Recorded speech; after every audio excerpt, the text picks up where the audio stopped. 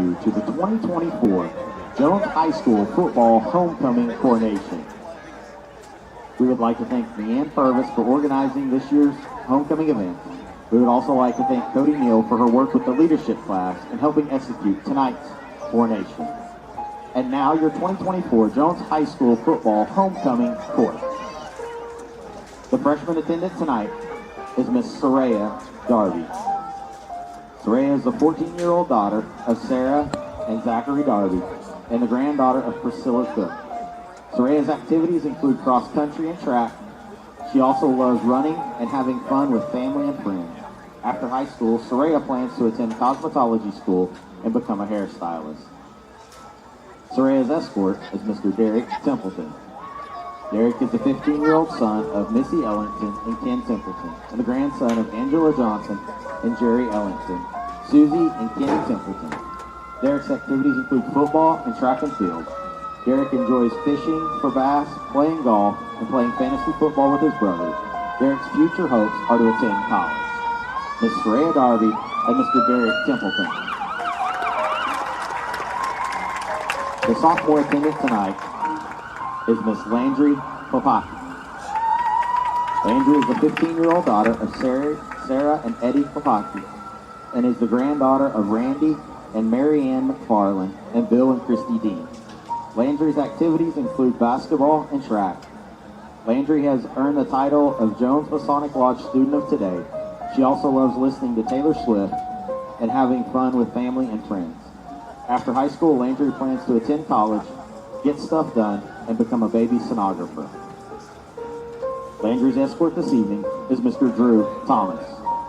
Drew is the 16-year-old son of Cheryl and Gene Thomas and the grandson of Mary and the late Jerry Stanford and Linda and G.T. Dawson.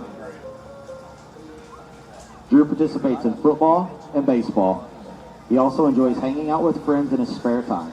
His future plans include playing baseball or football in college in pursuit of a degree. Ms. Landry Sapaki and Mr. Drew Thomas.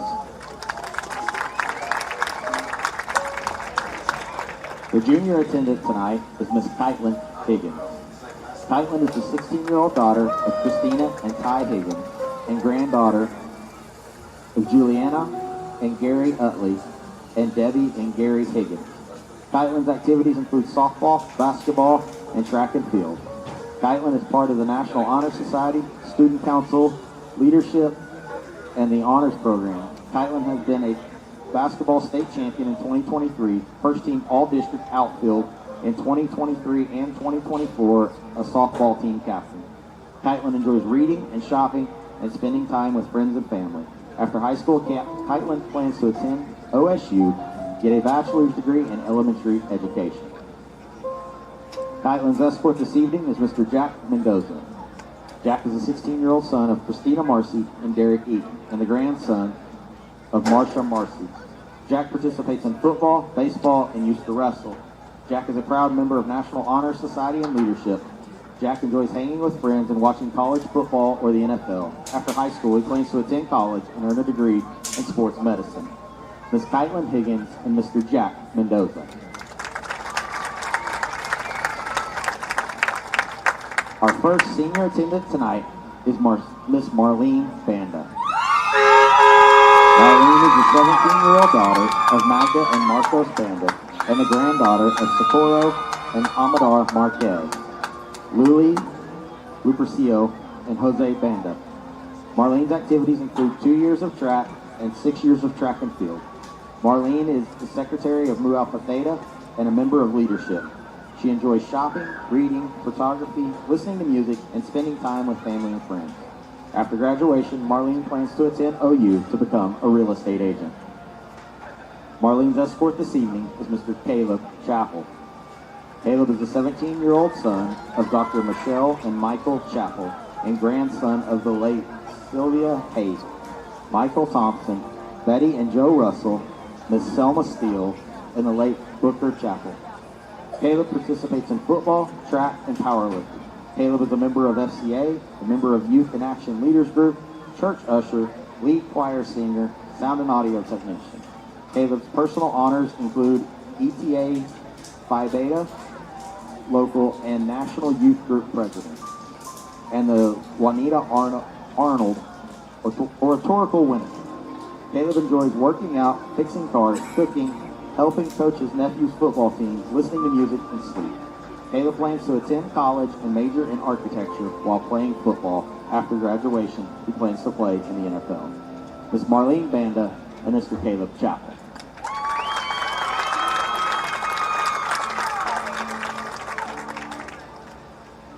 The next senior attendant is Miss Macy Finley. Macy is the 17-year-old daughter of Carrie and Chris Finley, and the granddaughter of Deborah and the late David Chase, and Judith and the late Robert Finley. Macy's sports include cheerleading and golf.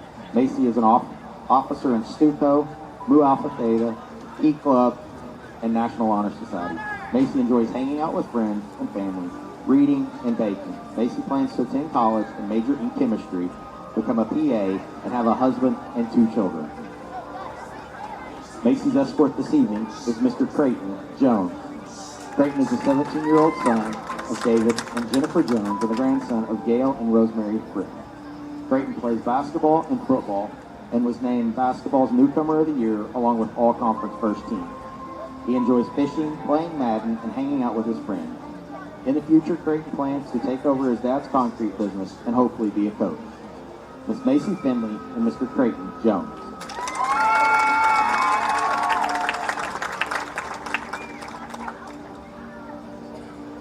Our next senior candidate is Miss Sedona Rogers. Sedona is the 18-year-old daughter of Mary and James Rogers and the granddaughter of Sheila and Matt Pretty. Sedona participates in cheer and track. She is a member of National Honor Society and Key Club. She enjoys hanging out with friends, shopping, and cheering. After graduation, Sedona plans to attend Southwestern Oklahoma State University for pharmaceuticals and then move to Texas to work in a hospital. Escorting Miss Rogers tonight is Mr. Mason Templeton. Mason is the 17-year-old son of Missy and Ken Templeton and grandson of Angela Johnson, Jerry Ellington, and Susie and Kenny Templeton. Mason participates in football and track. He is currently a football captain. Mason enjoys bass fishing, deer hunting, and playing golf. After high school, Mason plans to become a firefighter. Ms. Sedona Rogers and Mr. Mason Templeton.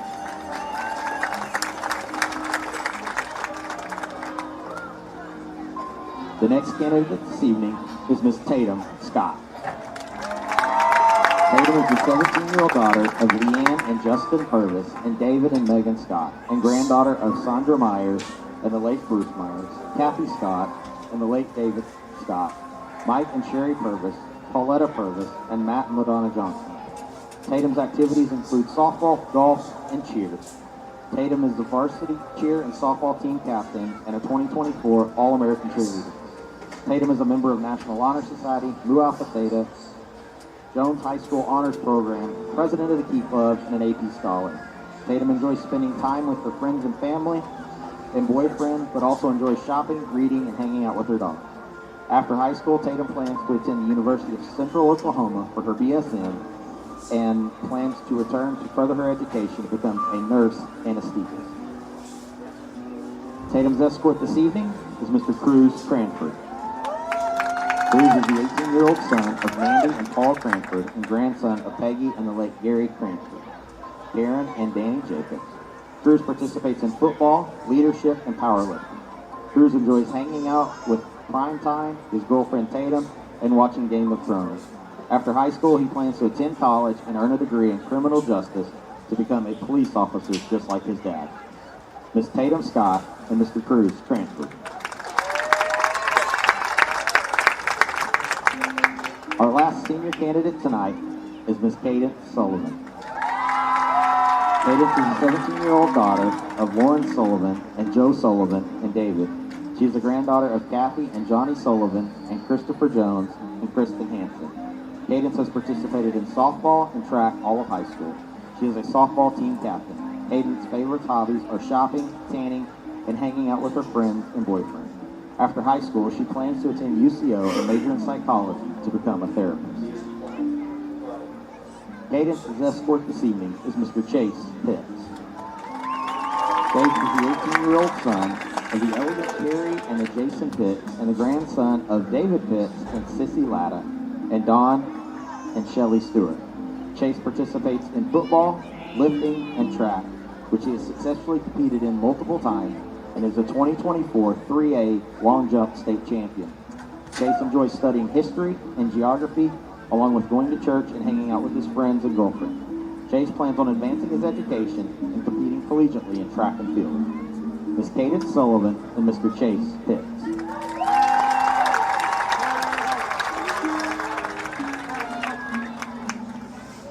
Our flower girl for tonight is Miss Lucy Thomas. Lucy is in Mr. Kewen's kindergarten class. She is a 5-year-old daughter of Todd and Rachel Thomas and is a granddaughter of Dawn and Susan Tucker, C.W. and Connie Melton, and great-granddaughter of John and Ruth Ann Bell, Don and Sheila Tucker, Leon and Sandra Brown. Lucy participates in t-ball, basketball, and gymnastics. Lucy has received the September's 2024 Longhorn of the Month. Lucy enjoys watching movies with her siblings, playing with her Barbies, and cheering on for the Jones Longhorns. Her future plans include becoming a teacher at Jones Elementary. The crown bearer's achievement is Mr. Owen Neal. Owen is in Miss Linehan's pre-K class. Owen is the 4-year-old son of Trey and Cody Neal, and the grandson of the late Harold and Norma Neal, and grandson of Teresa Reeves and the late Tim Reeves. Owen participates in t-ball, wrestling with his brothers Colby and Forrest, and helping his dad coach the 3rd grade football team. His awards include Coolest Little Brother Ever and Fastest Ball Player. He enjoys fishing, riding his 4-wheeler, and playing with his dog Maggie. Owen's future plans include making it through pre-K and running cranes like his dad. Miss Lucy Thompson and Mr. Owen Neal.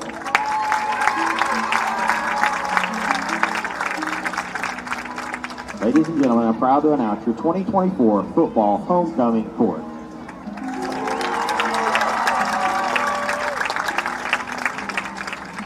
The homecoming king and queen are voted on by the entire student body and are a representation of what it means to be a true Longhorn. And now for the moment you've all been waiting for. For the Jones High School homecoming king and queen are Mr. Cruz Cranford and Miss Tatum Scott.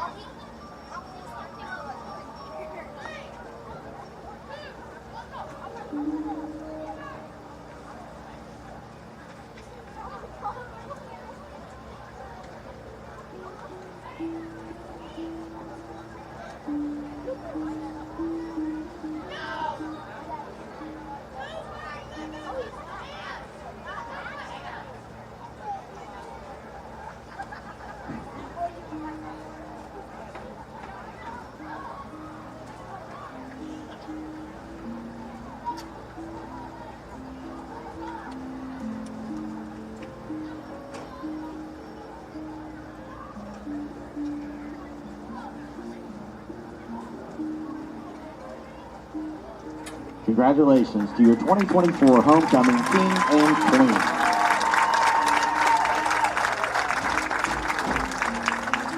The homecoming court will now come together for a group photo.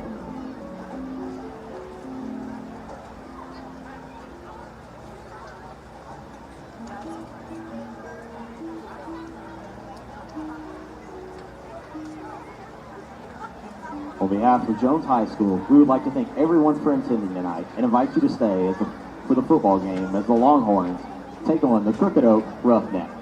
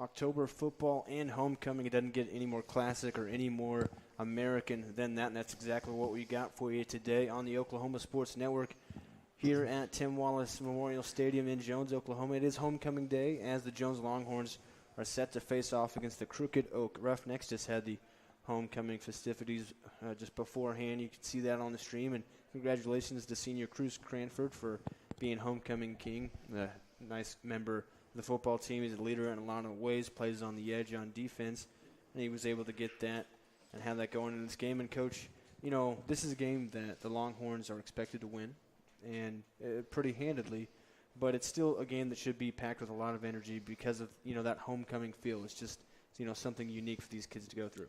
Yeah, and I think there's a lot of things that, you know, this group needs to go out and accomplish. You know, I don't think we've played really since the Bethany game up to our standard. And, you know, some of that's competition, but a lot of that is just us. And so I think us coming out tonight, having a good, clean game against Crooked Oak is ideal. You know, and I get it. During the football game, it's not going to be perfect every time, but you want to be as close to perfect as you can be. And so I think when we look at, you know, tonight's game, yes, you are playing an opponent that has struggled this year, but that doesn't stop the standard. You know, and the standard is we've got to perform at a high level, and we have to do what we do really well.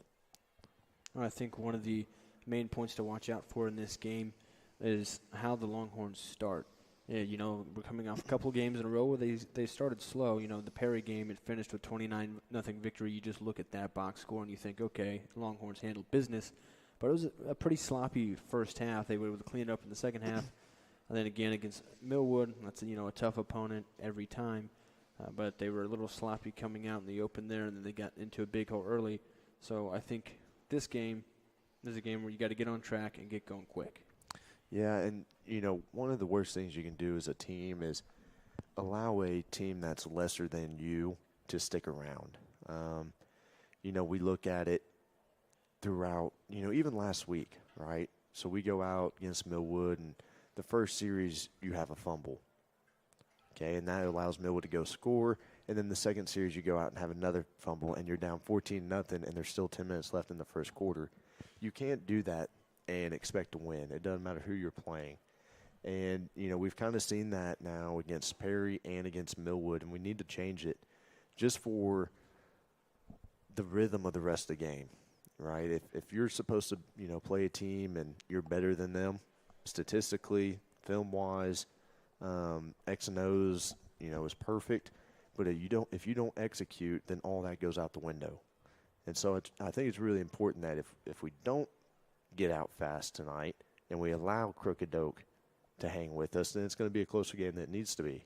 And, you know, I know the coaches have really harped on that and not allowing that to happen.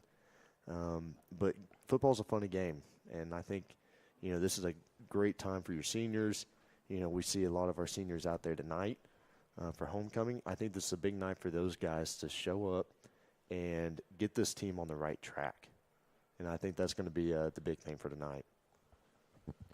As we mentioned, they're 1-1 in district play now. You know, they won against Perry in the district opener and lost against Millwood last week. As we're getting really towards, you know, this last half of the schedule, they go on the road the next 2 weeks at Chisholm and then out Mount St. Mary's, and then there are only 2 more games after that. So this, you know, could be, as you mentioned, a good point for them to try to get back on track and just keep things rolling, heading towards playoff time. Yeah, and looking at the next 2 weeks, you know, next week we got fall break. It's a Thursday game at Chisholm. And, you know, those of you, if you don't know much about Chisholm, Chisholm's a tough football team, and they do a lot of things well. You know, their head coach came from right down the road at Choctaw, and they do a lot of things that put pressure on you defensively, and they do a lot of things with their defense that makes it tough on the offense. They play extremely hard. They run to the football. They're sound. And so, you know, I think tonight, come out clean. You do what you're supposed to do, and then you move on tomorrow, and you put your eyes on Chisholm, because those guys, they're looking, you know, they're on the up and up, and they are wanting to reach that next step, right? They've tasted some wins, and they've had some success. Now they're trying to get over that hump to where they want to host a playoff game. And so if, we come out, don't really do what we need to do tonight, don't have a great week of practice, go up there on Thursday and they beat us on Thursday, now that really puts us in a big bind when it comes to playoff seeding. So, the next 2 weeks really big. Chisholm's a big one. Mount St. Mary's, same exact thing, another team that's kind of on the up and up. They have J.D. Runnels as a head coach, bringing a lot of excitement to that school. And, like every team we're going to see in our district, they air it out. And, they have a solid running game. And so I think it's really important for our boys to hone in on what they're supposed to do offensively, execute at a high level, and be efficient, and see what happens. As you can see on your screen, the team captains are heading out to midfield for the coin toss, and the coin toss is brought to you by Revitalize Implants. They restore your smile for less with outstanding care, comfort, and affordability. They're dedicated to providing modern, cost-effective dental implant solutions to fit any budget. Call us up an appointment at 405-216-3735 or visit them online at revitalizeimplants.com. So you mentioned a lot of teams in this district like to air it out. Crooked Oak, not so much. They're not going to pass a whole lot, but we do have to watch out for their running back, Damani Bolt. He is averaging over 100 yards a game coming into tonight, so he's got some explosive play ability you got to watch out for. He does, and, looking at the captains out there, number 54 is a big kid. He's a very explosive kid. Number 70 is another really explosive kid. And so for running backs to have success, you've got to be able to have an offensive line that can move some people. And, they can move some people up front. I do know we have a few injuries, but like I've said before, the standard doesn't drop. It's next man up. You got to be able to go out there and perform.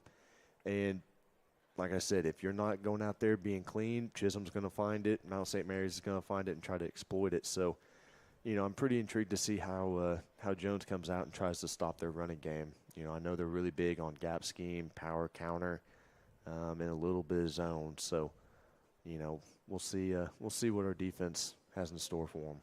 Well, I am particularly interested in how that works out, just because for most of the season, the Jones run defense has been pretty stifling, but the last week against Millwood, it got exposed a little bit. Millwood ran the ball all over the place, so you want to see if they can clean that up here.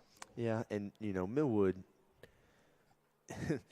comparing Millwood and Crooked Oak is two different things. It's like night and day, but like I said, Crooked Oak's got size, and, you look at us, we have size inside, and we have size on the defensive end position.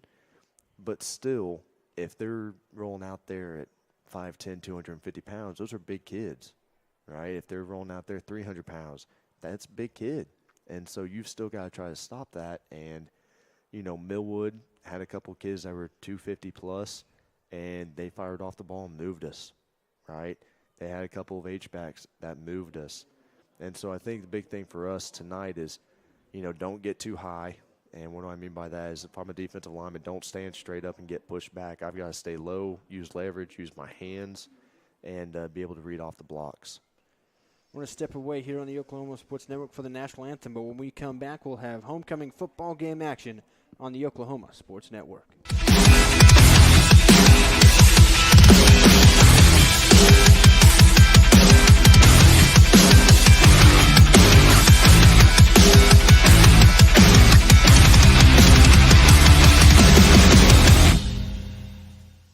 College is more than just going to class. College is a journey. It's meeting new people and making new friendships that will last a lifetime. It's learning from professors who care about you and your success. And finding out it can be really fun and rewarding. It's discovering that thing you want to do for the rest of your life. Cameron University is all about helping you grow and succeed. Because your success is our success.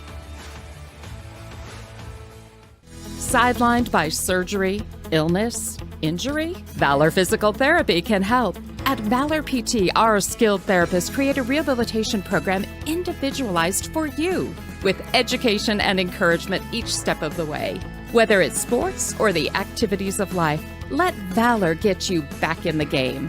Start now at 405-265-6449. No referral needed. Mention Oklahoma Sports Network and get a free t-shirt at your first appointment.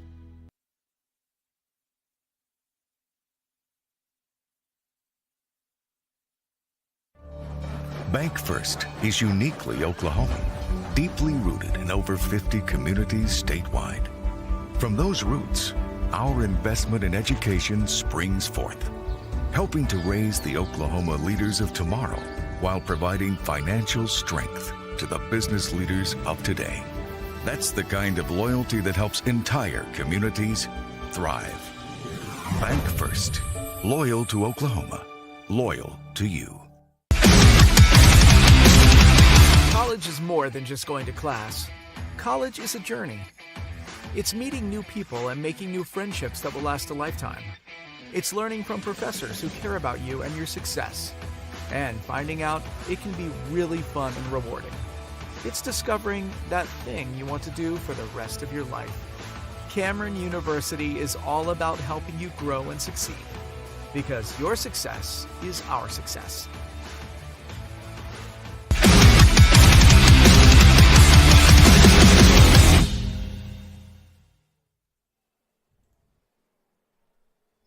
Welcome back on the Oklahoma Sports Network. Just moments away from game action. The Longhorns set to face off against the Crooked Oak Roughnecks in Class 2A1 district action. Jones trying to get back in the win column, 1-1 in district play.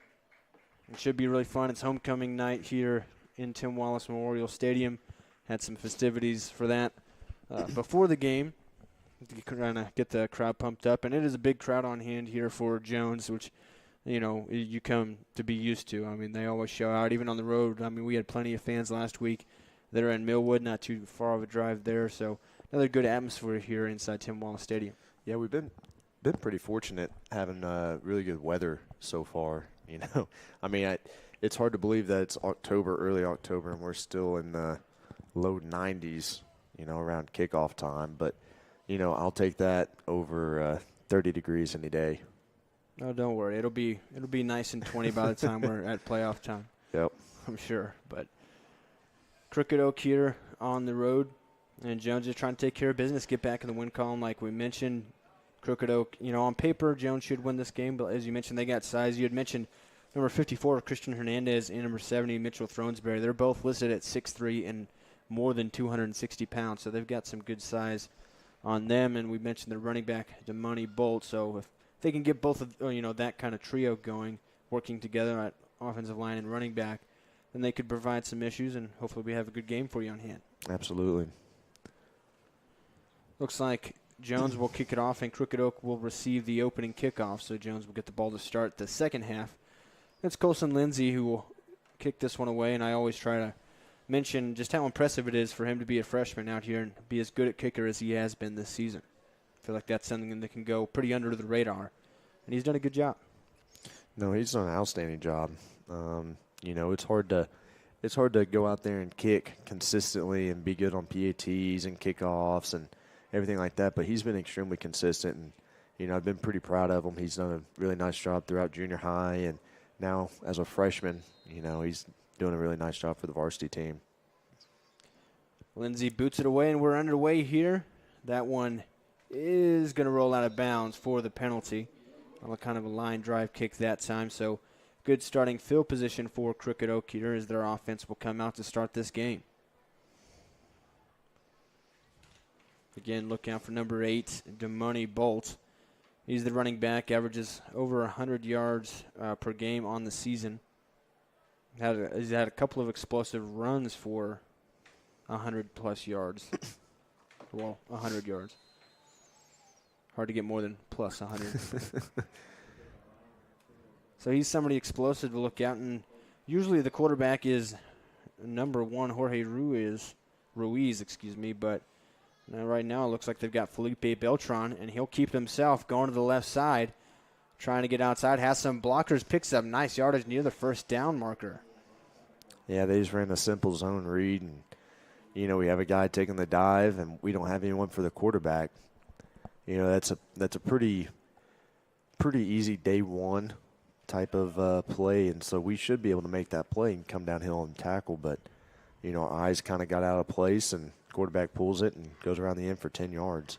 Felipe Beltran listed as a fullback, but he's working as the quarterback here. He's got some size to him, stocky kind of guy.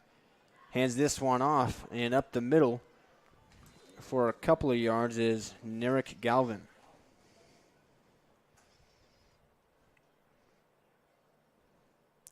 A little zone play. He takes it out the front side, and, kind of like what we were talking about beforehand, number 54 right there comes off the football and gets some movement. And if you're able to move the defensive lineman just to the second level, it essentially blocks your linebackers. And so now it forces them to have to go around and try to make a play. And so, we've got to close that up front. 2nd and 7 from the 49 here. Beltran takes a snap, looking to throw this time. Now he'll take off. Going outside, he'll let it go, and that one is off the hands of Galvin for an incompletion. You can see Beltran didn't look extremely comfortable there. He hasn't played a ton of quarterback this season. Tried to scramble away from pressure that time and tried to find Galvin. Have not seen Bolts yet in action. 3rd and 7 here. Jones looking for an early stop on this first possession of the game. Crooked Oak at their own 49, trying to get into Jones territory. Beltran fumble with the handoff. He'll have to try to take it himself. Trying to get to the outside. He'll be dropped for a loss. Harwell had first contact. Hardiman came in from safety to clean it up and get him down. Yep, that was a good job by Trey Sturdivant coming in. I'd like for him to go ahead and shore up that tackle right there, not allow him to break off. But Carlos Hardiman did a nice job of, finishing that tackle. One thing that we have to do, especially defensively, is shore up our tackles. Even if you make a great hit, you still got to wrap up and drive your feet. And so, that's something I really want to see get fixed tonight. Beltran will try to punt it away, and he just barely gets it off. And he got drilled as he got it away. Hardiman trying to make a return to the 35, still hopping around, and he'll be drove down. But, he got a big-time hit on Beltran. It was nearly blocked. He was able to get the kick off and then took the hit. See, oh, man. When you go after a block like that, you cannot run at the kicker. Typically, you tell your guys who's coming off on the block. You want to aim about a yard to yard and a half in front of the punter or the kicker. And the reason why is because if that guy has to step or finish a kick, you don't want to run into him, right? So if you aim right at him, you're going to hit him every single time. And so, we've got to do a better job of understanding that. Trip Rogers out there plays extremely hard, but we have to be able to use our minds sometimes and, realize what our aiming point is. Gives the Roughnecks a first down into Jones territory, and run up the middle goes maybe for a yard, if that. Luke DeBus came flying in from his linebacker spot with a big hit. And it looks like the Crooked Oak running back there was slow to get up, but he is able to hop up. That's Rafael Grajeda.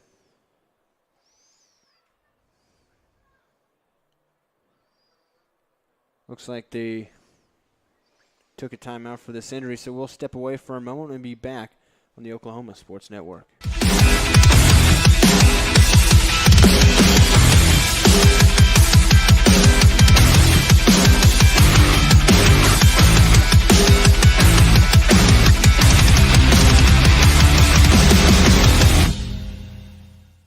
Sidelined by surgery, illness, injury? Valor Physical Therapy can help. At Valor PT, our skilled therapists create a rehabilitation program individualized for you, with education and encouragement each step of the way.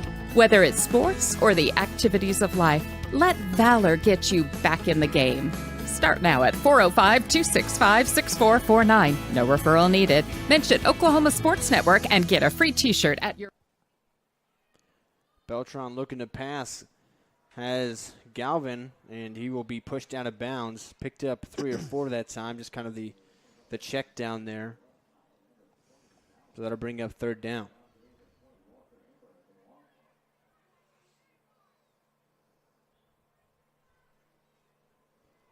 $8:45 left here in this first quarter. In the first quarter brought to you by Valor. Valor Physical Therapy in Choctaw. They're on Northeast 23rd Street in Choctaw. You can call them by phone at 405-993-3157. Another third down here for the Roughnecks. It's a handoff up the middle. And short of the first down is Bolt. He's in for the first time. Picked up some yardage, but he's still a few yards short of that first down. Yeah, this territory, they're going to go for it on fourth down. I'd watch the hard count here, and then, I'd give it to my running back. He's an explosive player, does a really good job of finding the hole. Bolt back in there at the right hip of Beltran. 4th and 4 from the 36. Made them jump. So they tried to go with a hard count there, but ended up causing a false start, so that backs them up. It's 4th and 9. Still a tricky spot on the field on whether you punt or go for it sometimes. Yeah, and with them, passing-wise, they're pretty limited. So it wouldn't surprise me a bit to see them try to do a quarterback kick here, try to pin us down deep. We'll see. Bolt flipping and flopping around and ends up at the left hip of Beltran. He'll look to pass. Now he'll have to roll right away from pressure. And he has drove down Dorian Wiley with a sack. There you go. That'll turn it over on downs. Harwell again was in there with an early pressure, but Wiley was able to get the big hit to bring him down. We are expecting to see some of these younger players get some action today against Crooked Oak, and I know that some of the seniors are not playing. Mason Templeton not playing today. So Harwell, I've already seen a couple of times get in on pressures on the quarterback. Just has to finish those hits. Yeah. I think one thing you're going to see a lot of tonight is going to be a lot of two-way guys playing here, which is going to be good. And get this one outside. That's Chase Pitts. We know the wheels he has. He's already to the 25 before he's driven out of bounds.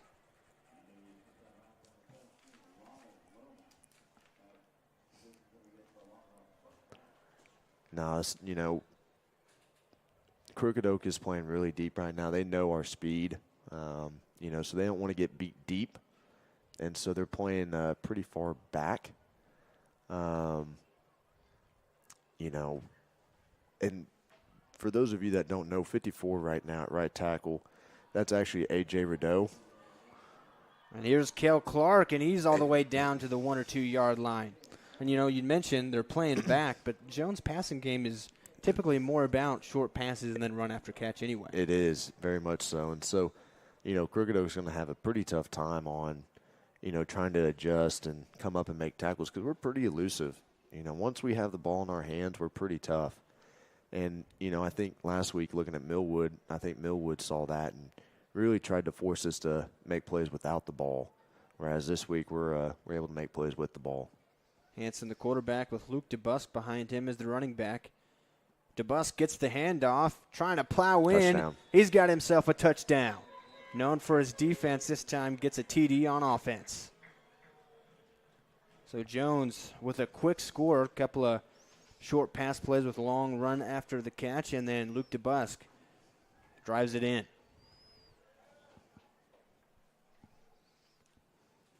And the freshman Colson Lindsay on for the extra point here.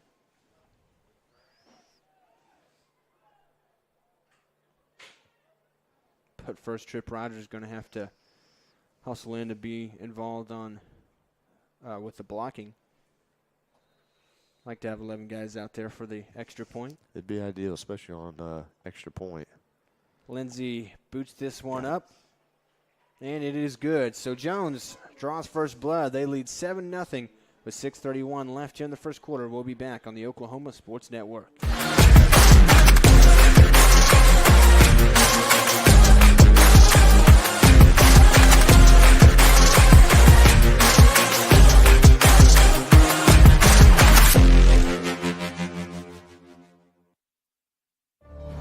Bank First is uniquely Oklahoman, deeply rooted in over 50 communities statewide. From those roots, our investment in education springs forth, helping to raise the Oklahoma leaders of tomorrow while providing financial strength to the business leaders of today. That's the kind of loyalty that helps entire communities thrive. Bank First, loyal to Oklahoma, loyal to you.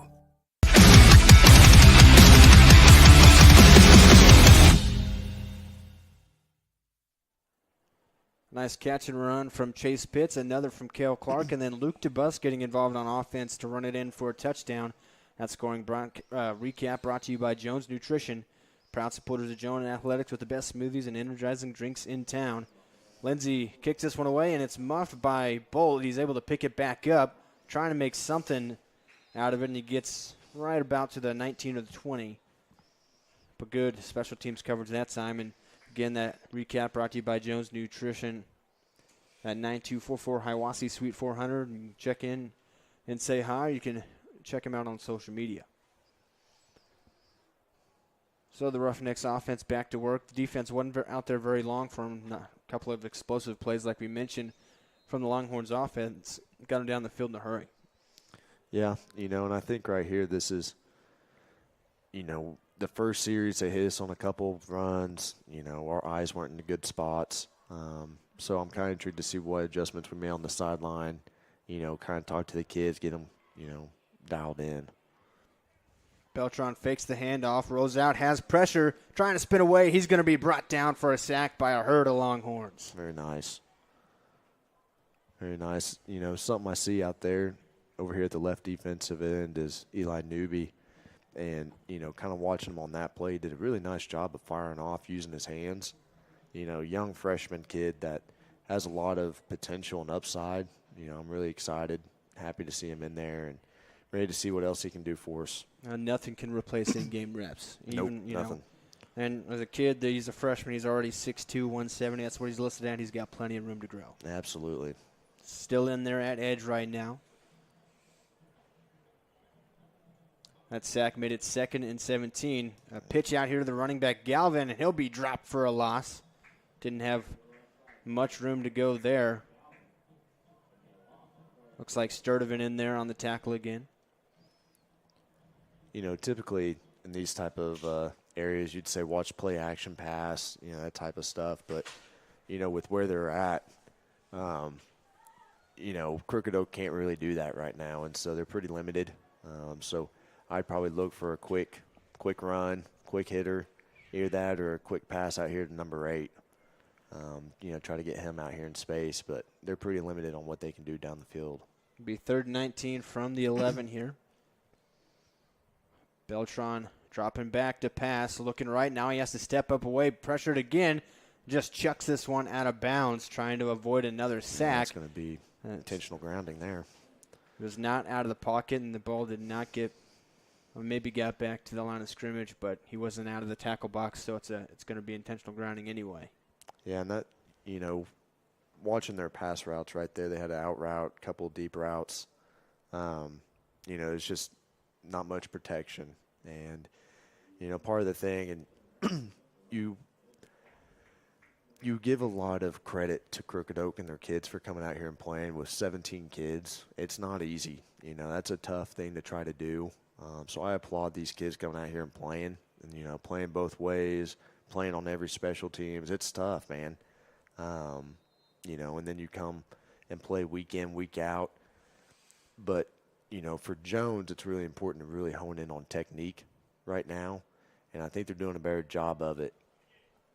Andrew Solis punts this one away. Carlos Hardiman is able to finally pick it up. Streaks down the sideline. He's to the 20, and he gets hit hard. Able to hold on, though. Big hit, but great field position. The Longhorns will start this one basically already in the red zone. Yeah, so, kind of where I was going at with, them going both ways and giving them a lot of credit is, right now they're playing really hard. They're flying around. They're playing, really tough. And just like what you saw from number 8 right there, he laid the wood down. And but as we kind of start going through the game, you're going to start seeing, the wear and tear start to get on them. And when you look at our kids, we have a few playing both ways, but it's not every single kid like them. So, as we start going through the night, you're going to see, some more success, and you're going to see some more things hit for us. But you just want to make sure we're being clean on it, not giving up a quick release inside and allowing a defensive lineman to make a play on us. Making sure our jobs are the same, and nothing changes on that. That nice return from Hardiman was negated by a holding penalty, so instead the drive starts here from the 45. Hansen looking to pass downfield, and the ball is dropped Was looking for Evan Collier that time. Yeah, a little high. I know I've seen Evan make that catch a few times at practice. And I know he's frustrated with himself. And, you talk about a kid that works extremely hard day in, day out. So I'm confident that he'll come back and make that play. So it would be 2nd and 10 for the Longhorns. Their lead 7-0 with 4 minutes, 15 seconds here in the first quarter, brought to you by Valor Physical Therapy in Choctaw. Clark in motion. He'll get the flip handoff. Trying to get to the edge. He's got plenty of room to the 40. Now to the 30 down the sideline. He steps out around the 32. They'll mark him at the 31. Still moving. They mark him out at the 30. Yeah, that was nice. I saw that play in practice. They were trying to run, before the game. And I saw that, and it worked out right there. Well, and it's just, a little jet sweep like that. You play these teams that are real heavy in the box. And, something that Jones has done in the last couple of years, we've been able to run the ball inside pretty effectively. But you always want to have something that hits outside, right? And so when you look at jet sweep, it's a great opportunity for you to get the ball outside like that. Hanson swings this one out to Drew Thomas, and he drops the pass. Had some green grass in front of him. Yeah, got to catch it first. You see that from Little League to junior high, high school, college, NFL. Kids get excited, guys get excited, and try to turn their body too quick, try to get their eyes around too quick, and that's what happened right there. I mean, you literally see it in the NFL probably once a game. It's just something that happens. Oh, yeah. Well, you get, your mind starts thinking, okay, what am I going to do when I get this ball? Take it outside, go score with it. Hand off to Luke DeBusk, straight up the gut. And he's up to the 25-yard line. Nice yardage there. Will make it 3rd and manageable. Yeah, kind of left right there. That wasn't very clean. Our second puller gets kind of caught up there. We don't hit it up inside properly. We have the good kick-out block, but we don't have a good swab. It's worth mentioning this is kind of a patched-up offensive line at the moment. And as I mentioned that's likely a false start on Jones, and it is, so that'll back him up to 3rd and 10. That's just something that happens during the season, though. Offensive line is a position that probably deals with injuries more than any other in sports, let alone football. And so you're going to have some depth there, and that's what Jones is dealing with right now. Well, and it's a position where you have to have 5 guys that gel together. It's not something to where you can just patch someone in and boom, it's fixed. Those guys have to play together. They have to talk. Typically, your offensive line guys are best friends. Hanson has plenty of green grass. He's to the 20, trying to get outside. To the 10, drove down just shy of the 5-yard line. Yeah, I'd like to see him get down. He took a pretty good little shot in the leg there. He's fearless. Yeah. Fearless. I'll give him that. Coaches maybe would like a little bit more fear in him, though. But that's just something that comes with time, the instincts like that to just slide or get out of bounds. Well, and, one of the big things, too, is, this is what, Game 5, Game 6? You've got some other big games coming up here pretty quick, and, you don't want QB1 getting hurt. 1st and goal from the 7. Another handoff to Luke DeBusk up the right. Hops over his own offensive lineman, still going, and he is in for another touchdown. Luke DeBusk, who hadn't really been involved on offense at all today, now in for a 2nd score in as many drives. Yeah, and I want to give a shout out to Garrett Clark right there. People may know him as Biscuit. Pulled. He was playing left guard right there. Pulled and kicked the defensive end. Did a nice job of running his feet, knocking the kid down, and that's where you see Luke jumping over him, right?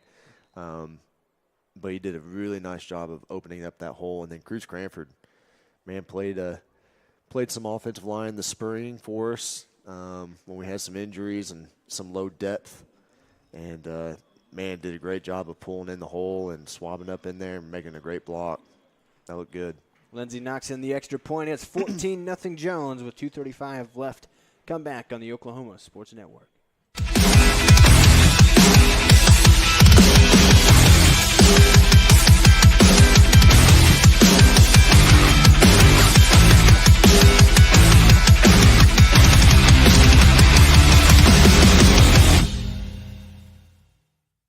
College is more than just going to class. College is a journey. It's meeting new people and making new friendships that will last a lifetime. It's learning from professors who care about you and your success. And finding out it can be really fun and rewarding. It's discovering that thing you want to do for the rest of your life. Cameron University is all about helping you grow and succeed. Because your success is our success.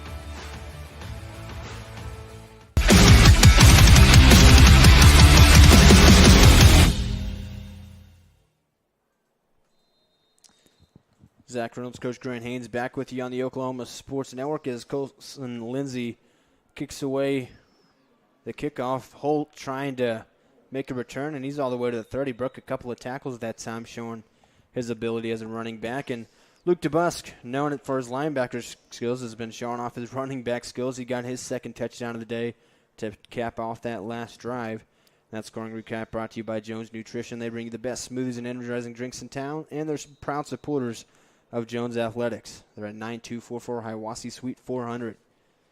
Yeah, looks like his old junior high days. That's what he did in junior high, played running back and linebacker for us, and so it's pretty natural for him. You know, nothing new, nothing different. Just go out there and be a football player. That's what he's doing. You know, I feel like, you know, especially at the high school level, you get a lot of two-way players, and I feel like that's a pretty typical combo, linebacker, running back, you know, like wide receiver, DB, running back, linebacker. And, you know, kind of at the end of the day, you're just getting your head down and going into the pile. It's, you know, obviously there's differences, but, you know, his ability to get in the backfield as a linebacker, I feel like, shows his ability to avoid blockers as a running back. Well, I think when you look at him, you know, he's a tough kid. And to be successful in this sport, you know, you kind of have to have a couple of different traits. You got to be, one, you have to have an IQ knowledge of the game, right? 2, you have to have effort. And then 3, you got to be tough, you know. And Luke has a lot of those intangibles, right? He's very smart. He knows football. He's tough. He's extremely athletic. And when you need him to do something, he's always there to do it. And I think that's a really big testament to him. And I know the coaches are really happy and pleased with how he's been doing this week. Beltran hands this one off, and up the middle for a yard or two was Galvin again. Yeah, you know, looking at our freshman down here, you know, newbie, like for him to squeeze that down block a little bit more. They kind of ran what we call a trap. You know, football terminology, it's called a trap play. They pull the guard, try to kick out the defensive end, and you'd like your defensive end to squeeze that to take away that hole. And, you know, he kind of ran upfield a little bit, got hit, but Luke DeBusk made a really nice play of coming downhill and fitting on it. Galvin still in the game as the running back at the right hip of Beltran, playing QB. Another handoff to Galvin. He's dropped for a loss. Cruz Cranford, the homecoming king, off the edge. Yeah, very nice play. You know, one of the guys that you can always be sure is going to make a tackle is Cruz. You know, no one ever gets away from him. He knows how to use leverage. He knows how to use his hands. You know, I know he's got a little bit of a wrestling background. That helps tremendously, and he uses it out here, right? And so a really nice play by Cruz. He's done an outstanding job this year. You know, really proud of him. 3rd and 9 now for the Roughnecks offense. And another quick note on Cranford, he's really just a leader. You can tell that, you know, when they stretch before the games and things like that. Beltran looking to swing it outside. It's caught. Here comes a couple of Longhorns. Hardeman there, DeBusk as well. And nowhere to go after the catch that time for Galvin.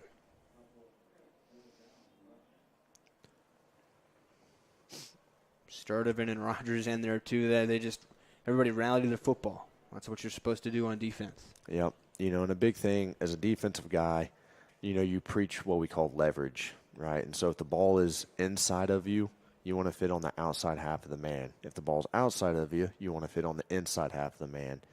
And so when you watch defensive guys, you know, it's really important that you don't overrun plays. And right there, we overran it just a little bit, but we were able to make up for it with our physicality. So, you know, I know that's something that our guys will be told about on the sideline. Solis with the left foot, a nice punt here. Thomas trying to track it down. It takes a Roughnecks bounce. trying to make something out of it down the sideline. Still in bounds, able to tiptoe around. He's across the 50 all the way into Crooked Oak territory. There you go. That's a big play because, if you let that ball roll all the way down there to the 20-yard line, that's a 30-yard difference. So really good play. Good job going over there, getting it. Had time to get it, and taking it down the sideline, making a really nice play off of it. Really nice return to end the first quarter. Rue Jones leads at 14-0. We'll be back for the second quarter on the Oklahoma Sports Network.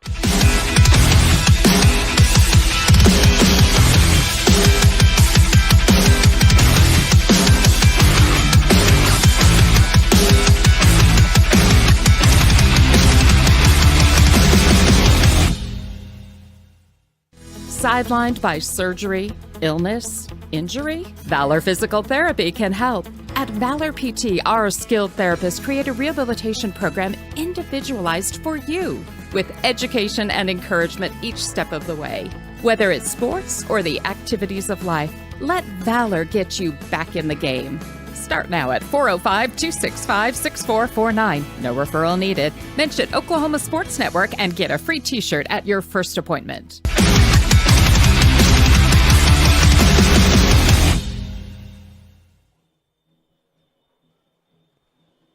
Second quarter brought to you by Bank First. Bank First, loyal to Oklahoma and loyal to you. Member FDIC, Bank First of Jones.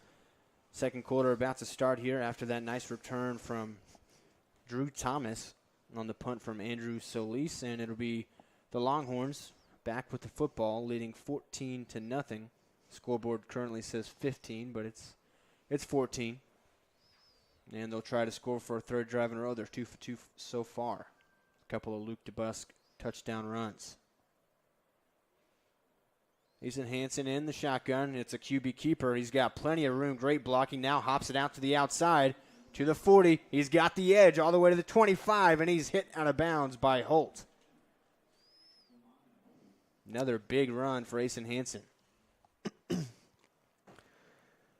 Yeah, it looked like a little almost like a little power play, or something like that. Looked like they pulled a guard, and running back runs down in there, gets another block. You're +1 when the quarterback runs it. And Mason did a nice job, but like what we saw at the end of that run, taking an unnecessary hit, like for him to get out of bounds before that. Hansen's working with Cruz Cranford in the backfield now on his left hip. 3 receivers to the left, 1 to the right. That's Chase Pitts at the bottom of your screen. They'll swing it out left to Cale Clark. He's got blockers in front of him to the 20, to the 10, around the edge, looking for the end zone. He steps out around the 5-yard line. Man, he had some speed getting around that edge right there. A little bubble out there, and, kind of like what we were talking about earlier, Crooked Oak's just kind of hanging back, trying to defend the deep ball. But, we're not going to throw it deep if you're hanging out deep. We're going to throw it short. And they threw it short right there and allowed Cale to go make a play. Each of the last couple of drives, they've used those short passes with runs at the end of the catch to set up touchdown runs. We'll see if they go back to the run here.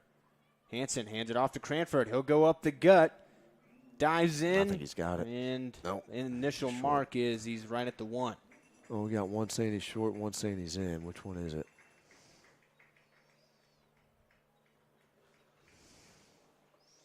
He made a last-ditch effort trying to dive for the goal line. Yeah, they're going to mark him just short. Yeah, 2nd and 1. So right at the goal line, we'll see if they hand it off again.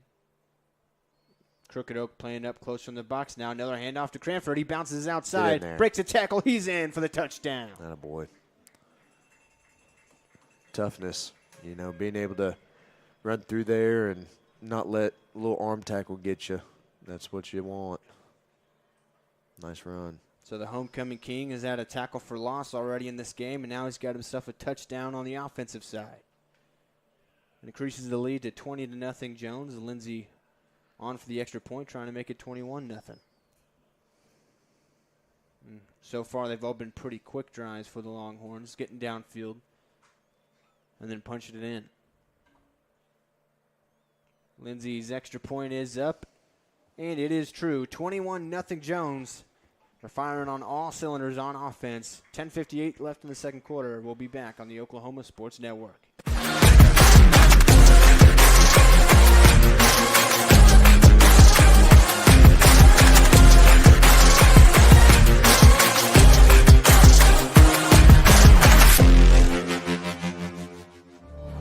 Bank First is uniquely Oklahoman, deeply rooted in over 50 communities statewide. From those roots, our investment in education springs forth, helping to raise the Oklahoma leaders of tomorrow while providing financial strength to the business leaders of today. That's the kind of loyalty that helps entire communities thrive. Bank First, loyal to Oklahoma, loyal to you.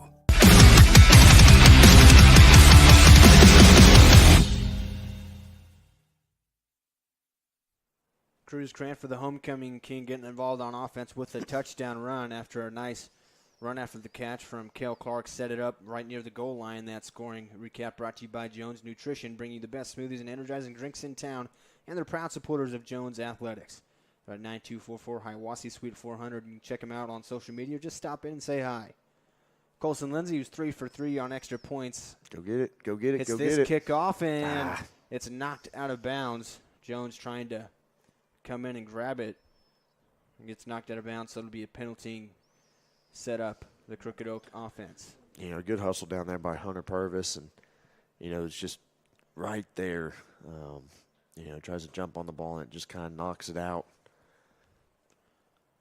Purvis is another guy. He's got a lot of speed. He's, you know, a younger guy. He's a sophomore. Kind of has some guys ahead of him on the depth chart, but he's made some big plays already this season as a sophomore, and I expect him to continue to grow over the next couple of years as well. You know, there's a kid I want to brag on. You know, Ahmad Kirby. He's done an outstanding job.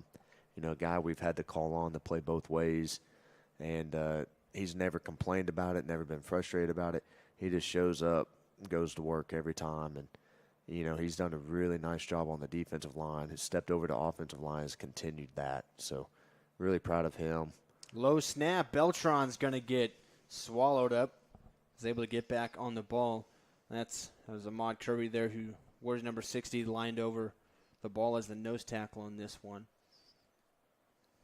So that loss makes it 2nd and 15.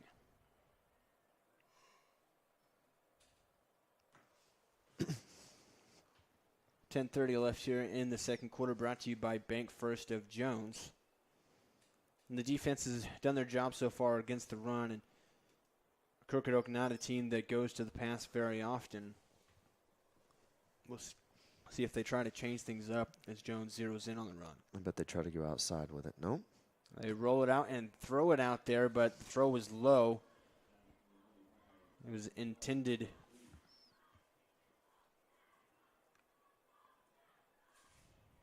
for the number 23 out there, I believe, but it was low from Beltran.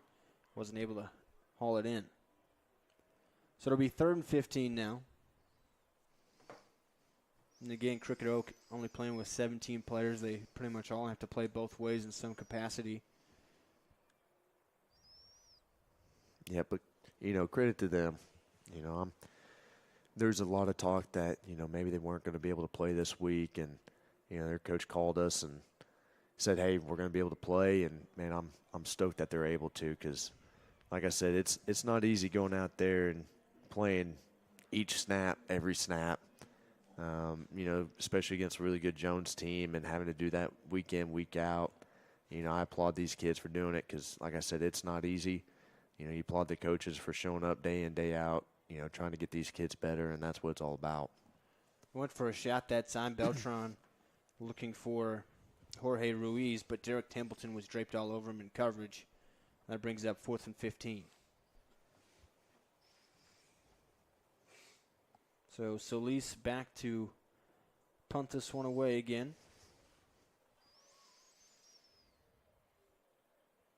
Drew Thomas back to return. Had a nice return last time. And this one takes another nice bounce. No. For Crooked Oak. Thomas still trying to make something out of it now, trying to get back towards the middle of the field. He was able to stay in bounds. Now trying to look towards the left edge. He's at the 40. Up to the 45, at the 50, spinning around, still on his feet, and gets into Crooked Oak territory. Maybe ill-advised to try to return that ball, but he turned something into it. Yeah, at the beginning of that, I got frustrated because he picked it up when it looked like it was about to go out of bounds, but, able to make something happen, and, credit to him for not quitting and not stopping because he just ran quite a bit right there. Another young guy, just a sophomore, plays safety a lot on defense, and has had a couple of nice returns here on punts. Luke DeBusk back out there with Asen Hansen as the running back. Jones 3 for 3 on offensive drives with punching it in for pay dirt. All of them have been about 1 or 2 yard runs, 2 from DeBusk and 1 from Cruz Cranford. Crooked Oak's going to take a timeout. We'll take it with him. 21-0. Jones leads, 9:37 left in the first half. We'll be back on the Oklahoma Sports Network.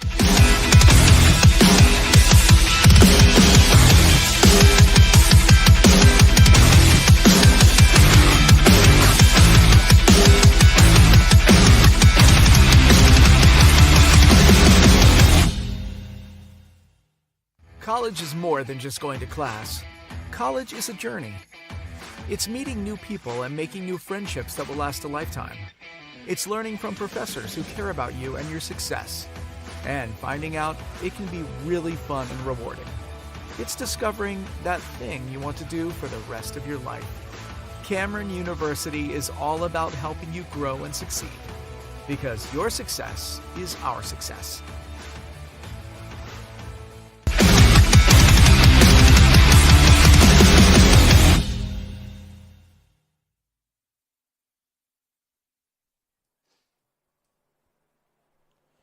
Zach Reynolds, Coach Grant Haynes back with you on the Oklahoma Sports Network for Jones Longhorns football homecoming day here at Tim Wallace Stadium. Before the game, Cruz Cranford was named as the homecoming king here at Jones, and it's been all Jones so far. They lead 21-0 over Crooked Oak, and they're back on offense here for 1st and 10 from the Crooked Oak 42.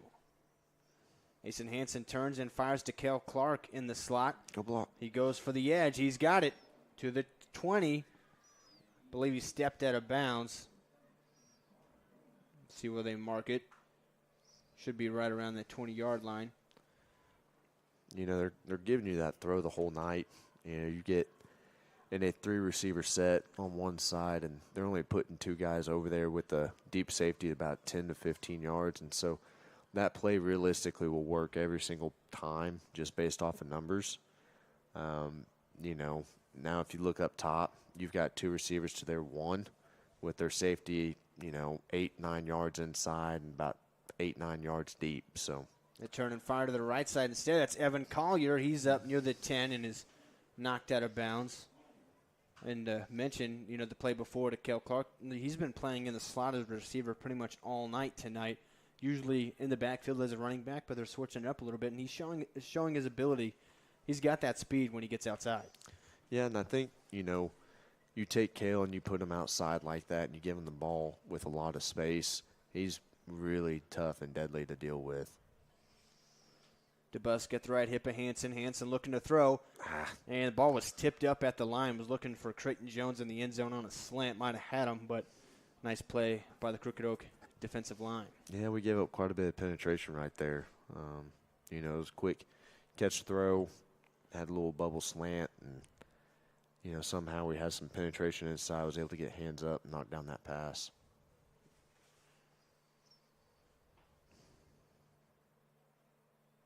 So it's 3rd and 2 from the 10, so they can reset the first down marker here without a touchdown. Hansen will keep it himself up the middle, and they'll fly in for a score. Yep. 4th rushing touchdown of the day for the Longhorns offense. Makes it 27-0.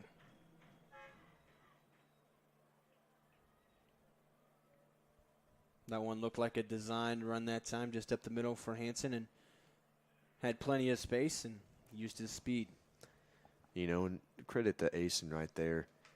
Him playing some slot receiver and running back in years past has really, I think, really made his eyes a lot better when, learning how to read blocks and where to take the ball and everything, because he read that perfectly.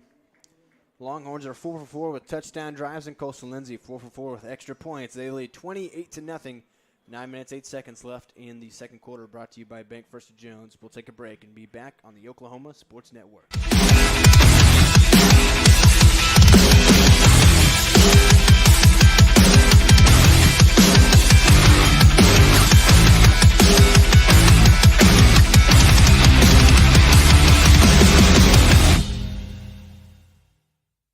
Sidelined by surgery, illness, injury? Valor Physical Therapy can help.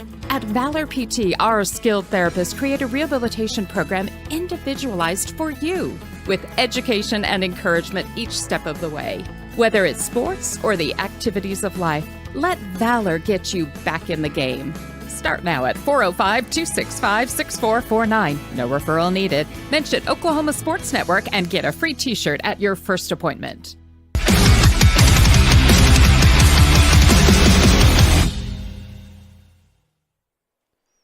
Asen Hansen gets involved with his a rushing touchdown of his own. That's 4 rushing touchdowns on the day for the Jones Longhorns to make it 28-0. Lindsay boots this one away. And it's Ruiz trying for the return, and he'll get to around the 23 or 24 and then be dropped by the coverage. And again, Asen Hansen able to run that one in. Cale Clark had another nice catch and run. He's had a couple of those today. Hansen finished it off for the score. And that is your scoring recap, brought to you by Jones Nutrition. They bring you the best smoothies and energizing drinks in town, and they're proud supporters of Jones Athletics at 9244 Hiawassee Suite 400. So 28-0 for the Longhorns with 9:02 left here in the first quarter. And Felipe Beltran and the Roughnecks offense back out here.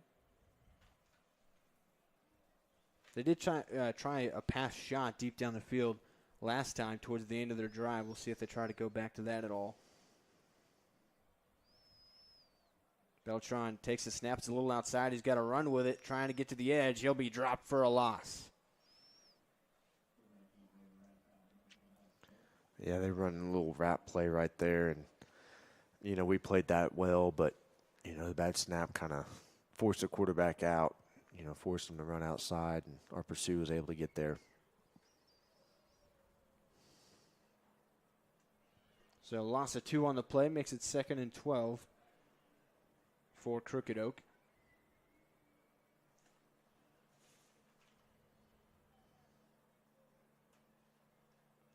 Bolt back into the game at a running back at the right hip of the QB, Felipe Beltran. Bolt will get the handoff, and he is met right as soon as he got the ball. Luke DeBusk was in there. So was number 62. That's Omar Ruiz. That was a nice job by Omar. It's good to see Omar coming off the football and firing and attacking. He's had, a few little injury bugs early on the season. And, we were really excited about him this year. And we still really are, because he can do a lot of nice things like that. So it's good to have him, healthy, which is a big gain for us. Another loss of 2 makes it 3rd and 14. Beltran looking to air it out down the sideline, but he overthrows his target. That was Solis out there, and it was Walker Hembry in coverage. So to bring up another 4th down here. And 7:37 left here in the second quarter, but down 28-0. Roughnecks have a choice to make. Yeah, I bet they punt it. I bet they punt it.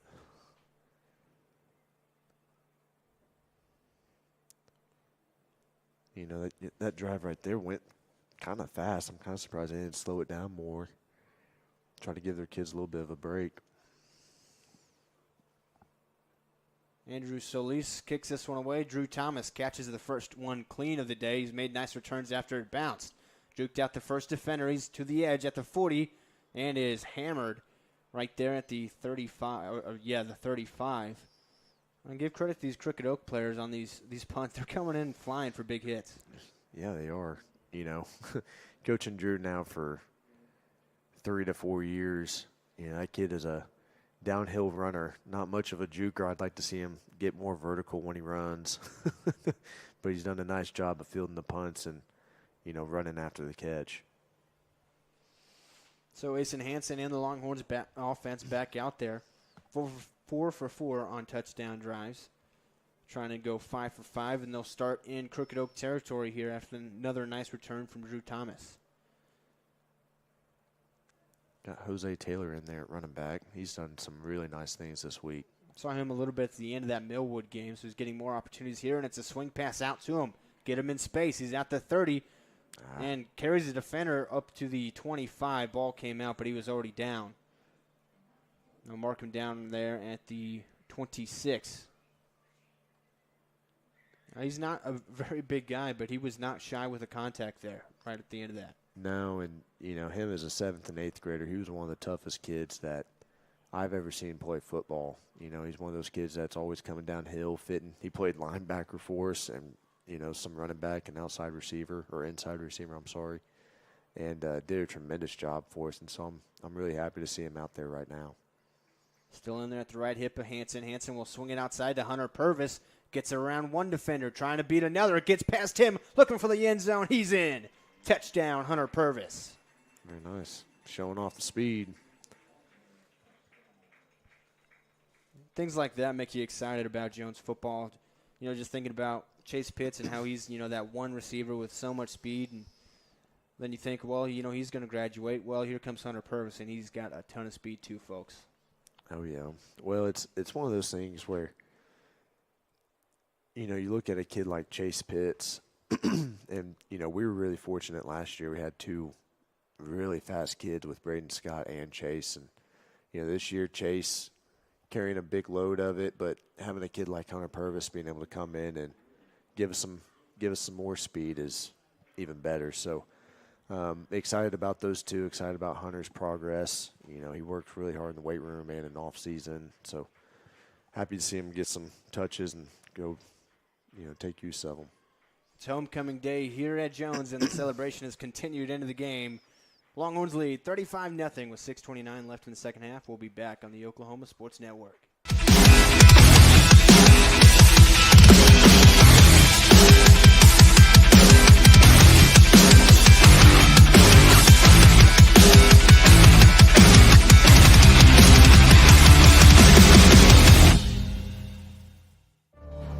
Bank First is uniquely Oklahoman, deeply rooted in over 50 communities statewide. From those roots, our investment in education springs forth, helping to raise the Oklahoma leaders of tomorrow while providing financial strength to the business leaders of today. That's the kind of loyalty that helps entire communities thrive. Bank First, loyal to Oklahoma, loyal to you.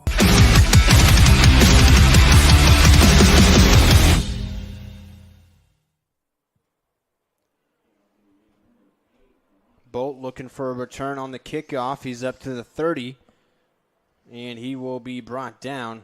Drug a defender that was, looks like Colin Alexander, able to finish him off at the end of that.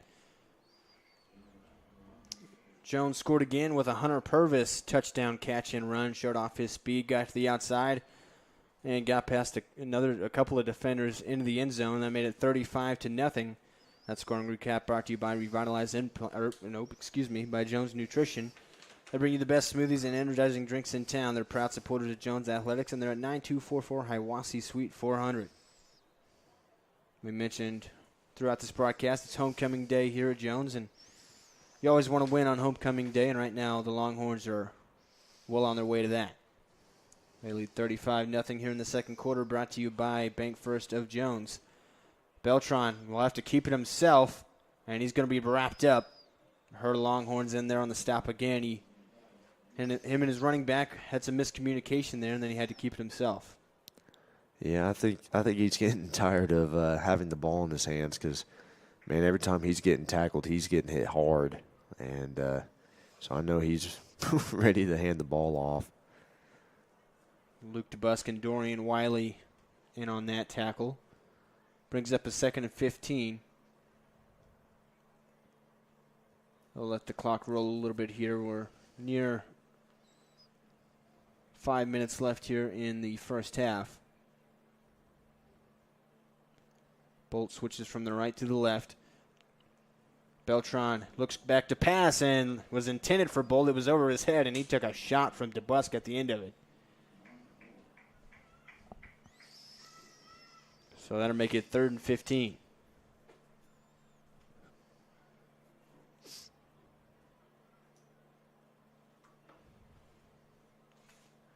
And I think that's why he makes a good running back.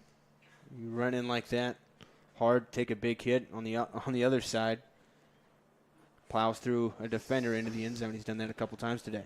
Yeah, he's. I think everyone on their team has had a pretty tough hit on him.